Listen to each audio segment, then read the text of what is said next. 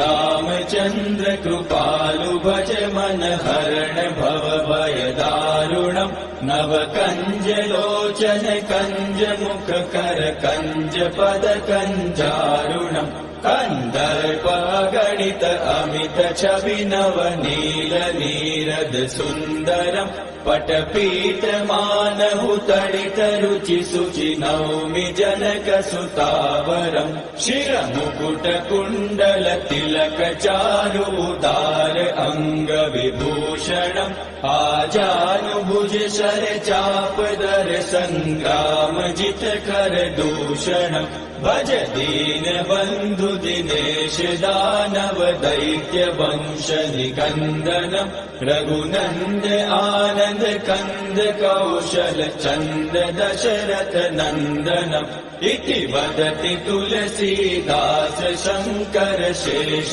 मुनि मनरंजनम् मम हृदय कंज निवास कुरु कामादिकल दल गंजनम् मनुजाहि राचेहु मिलहि सोबरु सहज सुंदर सामरो करुणा निधान सुजान शील स्नेहु जानत रावरो एहि भांति गौरी असीम सुनि सिय सहित हिय हर्षि तुलसी भवानी पूजि पूनि मुदित मन मंदिर चली सो जानि गौरी अनुकूल सिय हिय हर्षु न जाय कहीं मंजूल मंगल मूल वाम अंग फहक न लगे। श्री रामचंद्र कृपालु भज मन हरण भव भय दारुणम् नव कंज